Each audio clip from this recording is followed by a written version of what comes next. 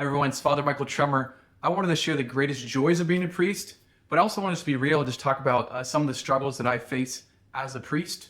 So this isn't in any particular order, but I would say my first joy of the priesthood, a reason I love being a priest, is really this the instant connection you have with so many people. I mean, it's beautiful as a priest, even being in the confessional, and there are people who don't know you, who are open up to things they don't share with anyone else in confession. And that's really profound. As a priest as well, I offer spiritual direction or a type of like spiritual counseling. And people, they might see me up, like, giving a homily or doing the mass, but they don't have a real connection with me necessarily. And yet it's beautiful in those moments of conversation or the spiritual counseling or direction that people just open up about the deepest things in their heart, things they haven't shared with anyone, sometimes not even their spouse. And so it's just really beautiful just to hear people share their stories. And so I would say that's the first thing I would say I love about being a priest. That'd be a joy I really have, is just instant connection and trust with so many people. I would say the second thing I love about being a priest, or a second joy of being a priest, is really being with people in the most important moments of their life. So it's kind of connected to the first, but a little bit different. As a priest, I'm there when people have a funeral. I'm there when people have a wedding, when they're baptizing their kid. Even as a priest recently, I was just with different families and some of their Christmas celebrations, Thanksgiving celebrations. It's just so beautiful. I'm with people in these really special and powerful moments, and I really feel like I'm part of so many people's families. Real briefly, this reminds me of a scripture passage. So there's a young rich man who wants to follow Jesus. He says, "Go and sell what you have, give to the poor." He leaves sad. Peter then says, and I'm just going to reference this, he said, "We've given up everything and followed you." And then Jesus says, "Everyone who's given up houses or brothers or sisters or father or mother or children or lands for the sake of my name will receive 100 times more and will inherit eternal life." And there's even references to us even receiving more in this life.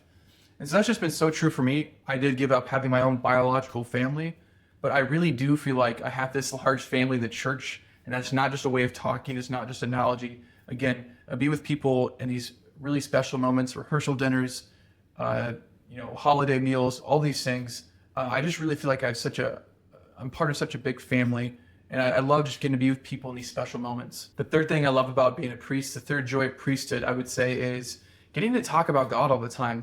My friend Father Michael Burns says that he loves being a walking icebreaker for Jesus. And I love when people come up to me and they have like a question about God or Jesus or the faith. Like, I think that's awesome.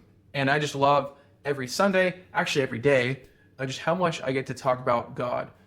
I just remember going on this caving tour, and the guy was just talking about these cool stalagmite formations and things like that. It was actually really interesting, I want to be honest. But, this person talks about this all the time, over and over and over and over.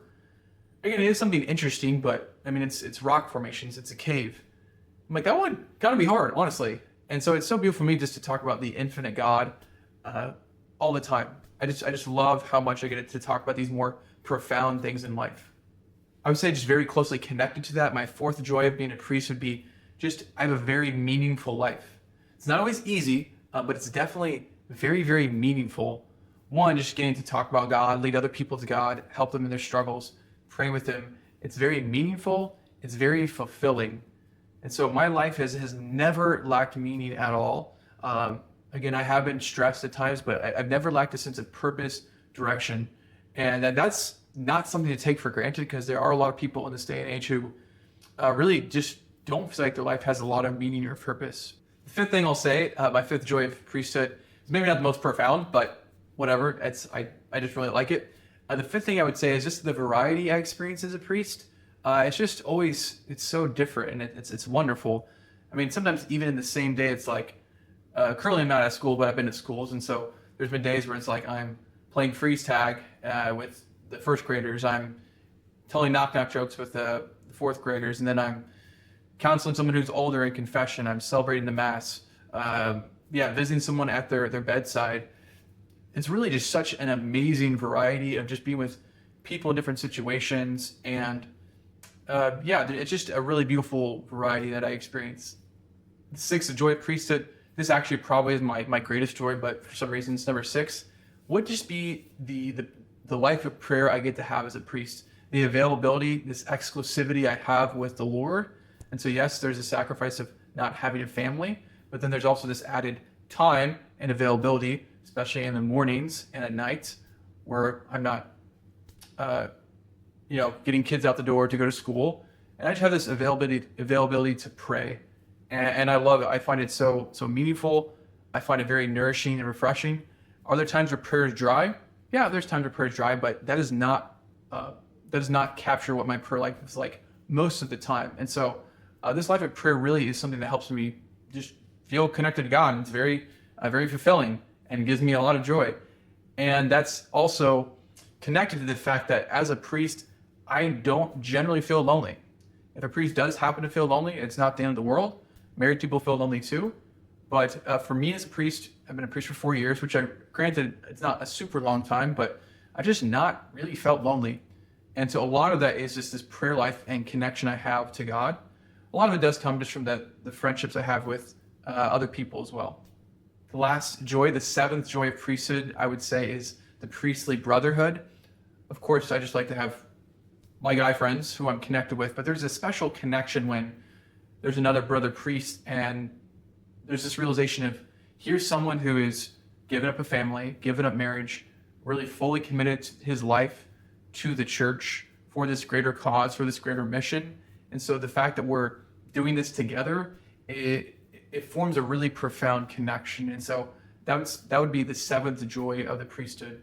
So that definitely does not include all the joys of the priesthood, but I'm just trying to keep this video more reasonable length, and seven's the next number, right? It certainly does capture probably some of the highlights, though, I would say for sure. Now I'm just gonna be honest. I'm just gonna share some of the struggles of being a priest. So I'm not like currently in like a crisis or anything like that. So don't like worry. I'm just trying to be very vulnerable about the joys and the struggles. I would say the greatest struggle of being a priest would just be, at times, this doesn't apply to everyone, but would just be to see the lack of hunger people have for God. Just to realize that God offers us this like very meaningful and fulfilling life. I mean, yeah, Jesus says, I came that you might have life and have it abundantly. And Jesus says that he wants us to follow him and his commandments so that he can give us a joy and that our joy may be full and no one can take away this joy. And so just like realizing what God has done for me and just how much my life has changed from when I did know him as well. Just seeing how much he wants to offer, just fully realizing that God is the fulfillment of all desire. Yes, and our hearts are restless until they rest in him. And seeing people not really hunger for God. So it could just be seeing like a lack of desire in people. It could be just seeing like a lack of faith, a lack of interest in God. And yeah, honestly, it really grieves my heart.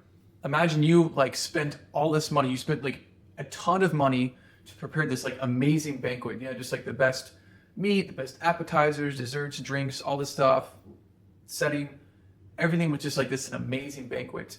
And you go to invite people to the banquet. I mean, let's say they're your friends. Let's say one, they just don't come at all. And instead of coming, it's not like they're doing something more important. Let's just say they're just at home watching TV. Like, I wanted to spend time with you and like, I made this for you. Or imagine this, imagine they do come and you make this amazing banquet, you pour yourself into it, and they're just like, yeah, I'm just gonna pick up some, fast food, or I just want some chips. It's like, man, like I want you to enjoy this. And so just realizing that's what God has done for us, and sometimes seeing people who don't always hunger, it's just really, it grieves my heart, as I said before. Jesus actually has a parable pretty similar to this. He says there's this like great wedding banquet, and this king is inviting people to the wedding banquet of his son, and people make these excuses of like, yeah, I can't come for this reason and this reason. And it just really captures sometimes what happens as human beings that God is offering us. It's particularly the Mass. The Mass is like a wedding banquet. Just really just seeing like, I don't know, excuses and a lack of hunger. This doesn't apply to every person, but it does happen. There are people who just don't hunger, don't desire, don't have faith, and that grieves my heart. I would say another struggle of the priesthood would definitely just be having a lot of things to do. Like there's so much in the scope of the priesthood in terms of there are people who are homebound, they need visited. There's like catechesis, there's classes, there's teaching that should be done. There's just administrative things that need to be done. There's evangelization that needs to be done, which oftentimes doesn't really happen a lot of times. And so there's all these different things, and they all matter so much. And the temptation sometimes as a priest, the struggle as a priest can be kind of feeling spread thin. So Jesus says that his yoke is easy and his burden is light.